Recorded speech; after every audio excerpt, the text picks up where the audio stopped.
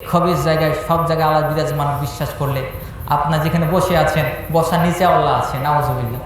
তাহলে এগুলো বিশ্বাস করবেন না। আকীদা ঠিক করতে হবে, দ্বীন সম্পর্কে আকীদা ঠিক করতে হবে, আল্লাহকে চিনতে হবে।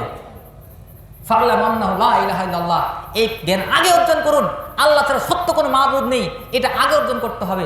রাসূল সাল্লাল্লাহু আলাইহি ওয়াসাল্লাম বলছেন, ফামান ইয়াকফুর বিত-তাগুত, যে ব্যক্তি তাগুতকে বর্জন করলো, আল্লাহ ছাড়া যা কিছু আছে সমস্ত কিছু তাগুত, যত ইলাহ, যত মাবুদ, যত মানুষ পূজা করে, যত মানুষ যা কিছু করে সমস্ত কিছু তাগুতের অন্তর্ভুক্ত। আল্লাহ ছাড়া যত মানুষ আইন তৈরি করে, আল্লাহর বিধান ছাড়া যত মানুষ বিধান তৈরি করে, আল্লাহর নীতি ছাড়া যত মানুষ নীতি চলে, সমস্ত নীতি তাগুতের অন্তর্ভুক্ত। শয়তান মানুষকে তাগুতের দিকে নিয়ে যায়। সম্মানিত উপস্থিতি, এই জন্য আল্লাহ তাআলা প্রথমে বলতেন ফামান ইয়াকফুর বিত-তাগুত ওয়া ইউমিন বিল্লাহ, আগে তাগুতকে বর্জন করলো, পরবর্তীতে ইউমিন বিল্লাহ, আল্লাহ তাআলার প্রতি বিশ্বাস ঈমান আনলো, ফাকাদ ইসতামসাকা বিল উরওয়াতিল উসকা, সে আল্লাহর রজ্জুকে শক্তভাবে ধরলো। সম্মানিত উপস্থিতি, আরেকটি হাদিস বলে যে আপনাকে, শেষ হাদিস, আল্লাহ সম্পর্কে আকীদার শেষ হাদিস, বুখারীর অনেক জায়গায় হাদিস বর্ণিত হয়েছে। 806 নম্বর হাদিস, 4581 নম্বর হাদিস, এই কোন অনেকটি জায়গায় বুখারীতে বর্ণিত হয়েছে, মুসলিমে হাদিস বর্ণিত হয়েছে, দারিমিতে বর্ণিত হয়েছে, মুসনাদে আহমদে বর্ণিত হয়েছে, তারপরে আবু দারদায় বর্ণিত হয়েছে, বিভিন্ন জায়গায় হাদিসটি বর্ণিত হয়েছে। তাহলে আপনার কনসেপ্ট ক্লিয়ার হয়ে যাবে। আবু হুরায়রা রাদিয়াল্লাহু তাআলা থেকে বর্ণিত আছে হাদিসটি, তিনি বলছেন, আন্নান নাসা ক্বালু ইয়া রাসূলুল্লাহি সাল্লাল্লাহু আলাইহি সাল্লাম, কিছু মানুষ রাসূল সাল্লাল্লাহু আলাইহি সাল্লামকে বললেন, হাল নারা রব্বুনা ইয়াউমাল কিয়ামা, আচ্ছা বলুন তো আমরা কি কিয়ামতের মাঠে আল্লাহকে দেখতে পাবো না? এখন তো আল্লাহকে দেখতে পাচ্ছি না, তো কিয়ামতের মাঠে কি আল্লাহকে আমরা দেখতে পাবো না? ফাকালা রাসূলুল্লাহি সাল্লাল্লাহু আলাইহি সাল্লাম, রাসূল সাল্লাল্লাহু আলাইহি সাল্লাম উত্তর কি দিয়েছেন দেখুন কিভাবে, হাল তুজাররুনা ফিল কমারি লাইলাতুল বাদরি, যখন পূর্ণিমার রাত হয়, পূর্ণিমার রাত্রে চাঁদকে দেখতে তোমাদের কোনো অসুবিধা হয় কি? কোনো সমস্যা? ক্বালা লা ইয়া রাসূলুল্লাহ, আল্লাহ রাসূল কোনো সমস্যা হয় না। ক্বালা ফাহাল তুজাররুনা ফিস শামসি লাইসা দুনহা সাহাবাতুন, যখন আকাশে কোনো মেঘ থাকে না, কোনো কিছুই থাকে না, পরিষ্কার আকাশ, স্বচ্ছ আকাশ, এরকম স্বচ্ছ পরিষ্কার আকাশে সূর্য দেখতে কি তোমাদের কোনো সমস্যা হয়? তখন সাহাবীরা তারা বলছে, না লা ইয়া রাসূলুল্লাহ, আল্লাহ রাসূল আমাদের তো কোনো সমস্যা হয় না। বলে ফাইন্নাম তারাউনাহু কাযালিক, তোমরা এইভাবে আল্লাহকে দেখতে পাবে। সুবহানাল্লাহ, এটা লম্বা হাদিস। এরপর রাসূল সাল্লাল্লাহু আলাইহি ওয়াসাল্লাম বললেন, কিয়ামতের মাঠে সমস্ত মানুষকে একত্রিত করা হবে, তারপরে বলা হবে, যারা তোমরা সূর্যের পূজা করতে তোমরা আলাদা হয়ে যাও, যারা তোমার চন্দ্রের পূজা করতে তোমরা আলাদা হয়ে যাও, যারা তোমরা শিরক করতে মুশরিকদেরকে আলাদা হয়ে যাওয়ার কথা বলা হবে, যারা কালী পূজা, দুর্গা পূজা, সরস্বতী পূজা, এই পূজা যারা করতো তাদেরকে বলা তোমরা আলাদা হয়ে যাও। ইহুদিদেরকে আলাদা করে দেওয়া হবে, নাসারাদেরকে আলাদা করা হবে, সমস্ত ব্যক্তিদেরকে এভাবে যারা শিরক করতো মুশরিকদেরকে আলাদা করে দেওয়া হবে। তারপরে বাকি থাকবে শুধু উম্মাহ মুহাম্মদ সাল্লাল্লাহু আলাইহি ওয়াসাল্লামের উম্মাহ শুধু বাকি থাকবে, আর কিছু মুনাফিক বাকি থাকবে। এই মুনাফিক এবং এদেরকে নিয়ে তারা তখন একটা কথা জেদ ধরে বসবে, আমরা এখান থেকে এক কদম অগ্রগামী হব না যতক্ষণ পর্যন্ত না আমরা আল্লাহ তাআলাকে দেখব। এটা রাসূল সাল্লাল্লাহু আলাইহি ওয়াসাল্লাম এইভাবে বলছেন, এই হাদিসে বলছেন, লম্বা হাদিস। এই হাদিসের অংশটা সংক্ষিপ্তভাবে আপনাকে বলার চেষ্টা করছি যে আল্লাহকে যতক্ষণ না দেখবো আমরা এক কদম আগাবো না।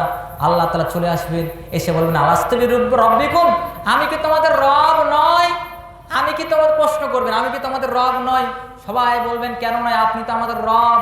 তখন আল্লাহ তাআলা ওই কিয়ামতের ওই অবস্থাতে অনেক কিছু এখানে ঘটবে। তখন ওই পুল সিরাত তৈরি করে দিবেন, মুহাম্মদ সাল্লাল্লাহু আলাইহি ওয়াসাল্লাম প্রথম ব্যক্তি হবেন, পুল সিরাত পার করবেন। সমস্ত নবীর আগে তিনি মুহাম্মদ সাল্লাল্লাহু আলাইহি ওয়াসাল্লাম তিনি তার উম্মতকে নিয়ে যাবেন। এইভাবে হাদিস বর্ণিত হয়েছে। সম্মানিত উপস্থিতি, সেই দিন কিয়ামতের কেমন বিভীষণ অবস্থা হবে, সমস্ত মানুষকে একত্রিত করা হবে, সেখানে দাড়িপাল্লা থাকবে, মানুষের পাপ পুণ্য অর্জন করা হবে।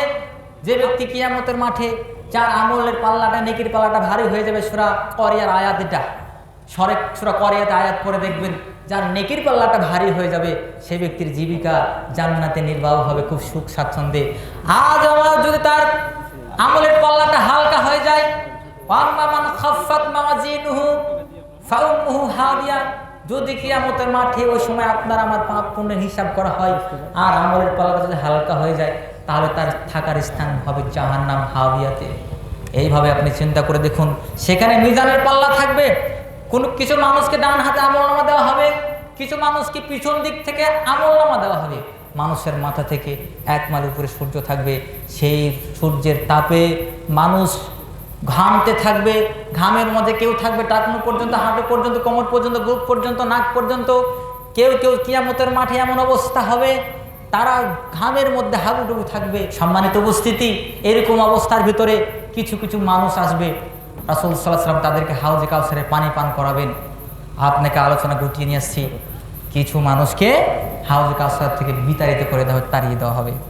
যারা বিদাতি হবে, যারা রাসূল সাল্লাল্লাহু আলাইহি ওয়াসাল্লাম সুন্নাতকে বাদ দিয়ে অন্যের সুন্নাত গ্রহণ করেছে, তাদেরকে থাকতে দেওয়া হবে না। সহিহ বুখারীতে ইমাম বুখারী রাহিমাহুল্লাহ তিনি একটা বাব রচনা করেছেন, বাবু ফিল হাউজি ক্বালিল্লাহি তাআলা ইন্না আতাইনাকাল কাউসার।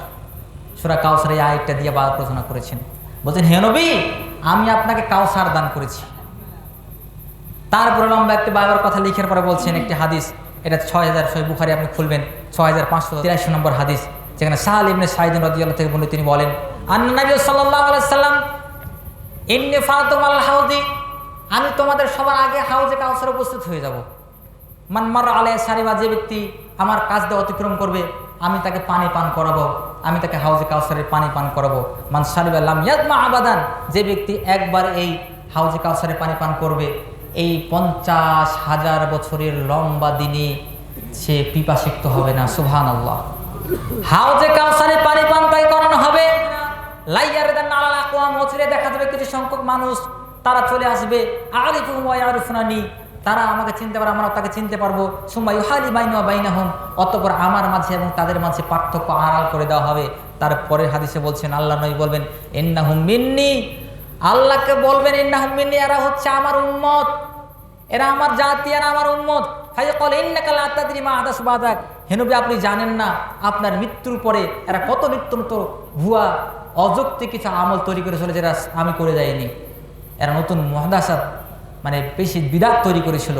তারপরে তাদেরকে ব্যাপারে রাসূল সাল্লাল্লাহু আলাইহি ওয়াসাল্লাম বলেন, সুহকান সুহকান, দূর হও, তোমরা চলে যাও, তোমাদেরকে দূর করে দেওয়া, তাড়িয়ে দেওয়া হবে।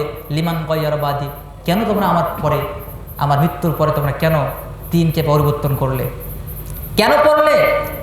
রাসূল সাল্লাল্লাহু আলাইহি ওয়াসাল্লামের সুন্নাত যেটা ছিল তার বিপরীত সুন্নাত কেন গ্রহণ করলে? সূর্যাস্ত হলে আপনাকে ইফতার করতে হবে, সূর্যাস্ত হলে ইফতার করতে হবে। কেন আপনি সন্ধ্যা অবস্থা 5 মিনিট 7 মিনিট 10 মিনিট, এখন তো দেখা যাচ্ছে আহলে কুরআন যারা, এরা আরো 1 ঘন্টা লেট করে, যখন রাত হয়ে যায় তারপরে কি করে, তারপরে ইফতার করে। সম্মানিত উপস্থিতি, আলোচনা অনেক ছিল, অনেক আলোচনা সংক্ষিপ্ত পরিসরে আমরা এখানে আলোচনা শেষ করছি। আপনাদেরকে বিনীত অনুরোধ করছি এই মর্মে যে আপনাদের সমাজটাকে সুন্দর করাতে আপনাদেরকে মসজিদকে আবাদ করতে হবে। সালাত পড়ে মক্তবের ব্যবস্থা চালু করে, তারপরে আপনার মসজিদের টিম গঠন করে যারা মানুষের ভালো মন্দ খোঁজ খবর নিবে। প্রয়োজনে আপনার মসজিদে কোরআন শিক্ষার ব্যবস্থা আরও জোরালো করতে হবে। বয়স হয়ে গেছে তবুও আমাদের সকলকে কোরআন শিখতে হবে। এই বলে আমাদের সমাজটাকে সুন্দর করার চেষ্টা করতে হবে। আল্লাহ সুবহানাহু ওয়া তাআলার কাছে এই দোয়া প্রার্থনা করছি, এতক্ষণ পর্যন্ত যে সমস্ত আলোচনাগুলো করলাম আল্লাহ তাআলা আমাদের সঠিকটা বোঝার তৌফিক দান করুক। আল্লাহুম্মা আমিন। আল্লাহ সুবহানাহু ওয়া তাআলার কাছে এই দোয়া প্রার্থনা করছি, মহান আল্লাহ সুবহানাহু ওয়া তাআলা মানুষকে সৃষ্টি করেছেন, পরীক্ষা করছেন। আল্লাহ তাআলা যেন আমাদের পরীক্ষার জিন্দেগিটা সুন্দরভাবে পরিচালনা করার তৌফিক দান করুক। আল্লাহুম্মা আমিন। আজকের আলোচনা এখানে শেষ করছি। সুবহানাকা আল্লাহুম্মা বিহামদিকা আশহাদু আল্লা ইলাহা ইল্লা আনতা আস্তাগফিরুকা ওয়া আতুবু ইলাইক। আসসালামু আলাইকুম ওয়া রাহমাতুল্লাহ।